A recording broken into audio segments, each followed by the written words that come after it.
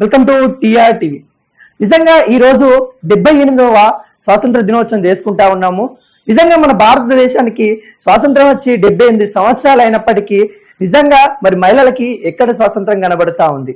ఈ రోజున కోల్కతా ఘటన కావచ్చు, మొన్న నంద్యాల ఘటన కావచ్చు, అంతకుముందు తిరుపతి ఘటన కావచ్చు, ఏ ఘటన చూసినా కానీ చాలా విషాదకరం.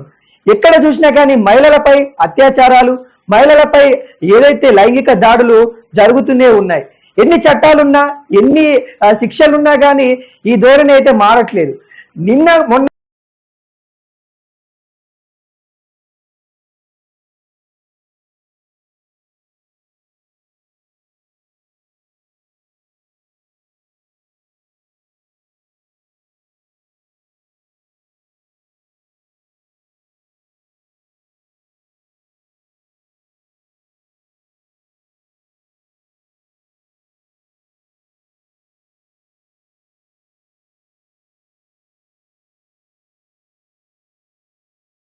ఒక్క అమ్మాయిని ముగ్గురు వ్యక్తులు అత్యాచారం చేసి చంపేసారు.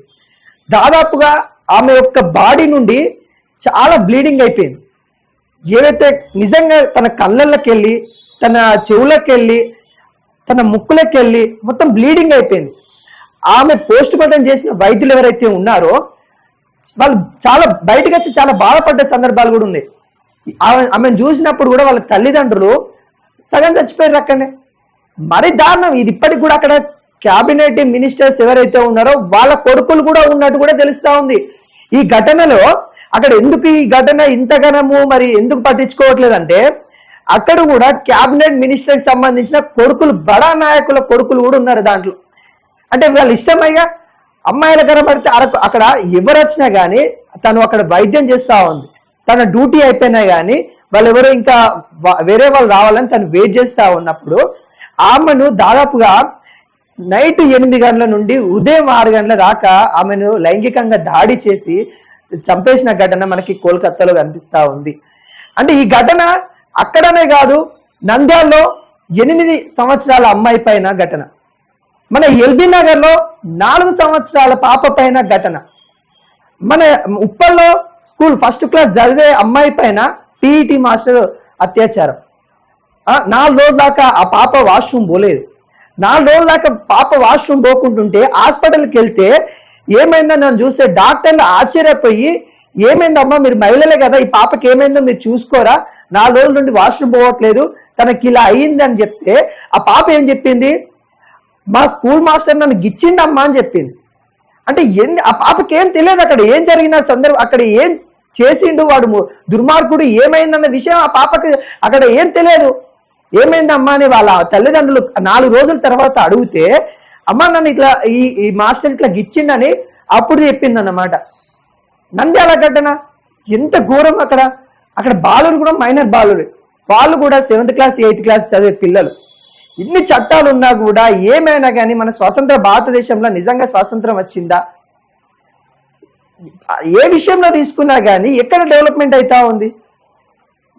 ఏదైతే యువత ఉందో యువతని నిజంగా తప్పిదారి పట్టిస్తా ఉంది.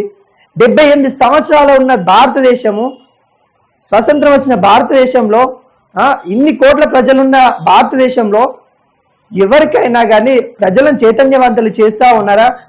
మూర్ఖ దిశలో ప్రజలందరి దారి తప్పించే దిశలో కనబడుతూ ఉంది. మద్యానికి బానిస చేస్తుర్రు, గంజాయి లాంటి వాటికి బానిస చేస్తుర్రు. ఏమున్నా కానీ ఈ గంజాయి మత్తులో చాలా మంది బానిస అయిపోతా ఉన్నారు. ఇప్పటికే 2 తెలుగు రాష్ట్రాలు కలిసి పనిచేస్తామని కూడా మొన్న ఎప్పుడైతే 2 తెలుగు రాష్ట్రాల సీఎంలు కలిసినప్పుడు కూడా ఇదే మాట చర్చించారు.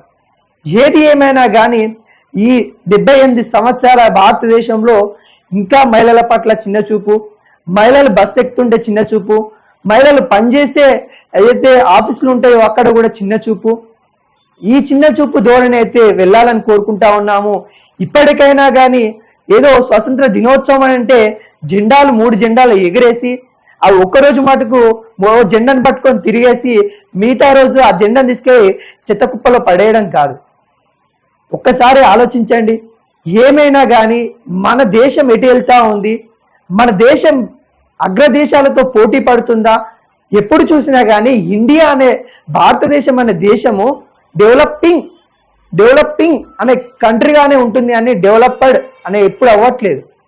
అంటే అభివృద్ధి చెందుతున్న రాష్ట్రాలలో భారతదేశం ఉంటుంది కానీ అభివృద్ధి చెందిన దేశాలలో భారతదేశం ఉండట్లేదు. ప్రతి ఒక్కరు ఆలోచించాలి. ప్రతి మహిళ పట్ల కానీ ప్రతి పౌరుడు, మహిళలనే కాదు ఇక్కడ ప్రతి ఒక్కరితో కూడా మనమైతే బాధ్యతగా వ్యవహరించాలి.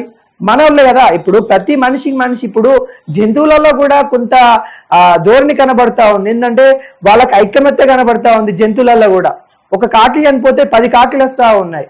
అలాంటి ధోరణి పక్షులలో, జంతువులలో కనబడతా ఉన్నాయి. కానీ మనుషులలో మూర్ఖత్వం ఎక్కువైపోయింది, సెల్ఫిష్నెస్ ఎక్కువైపోయింది. ఈ ధోరణి తీసేసుకోవాలి. ఇప్పటికైనా మహిళల పట్ల అందరు గౌరవించాలని కూడా కోరుకుంటా ఉన్నాము. అందరికీ అగైన్ 78 ఇండిపెండెన్స్ డే శుభాకాంక్షలు.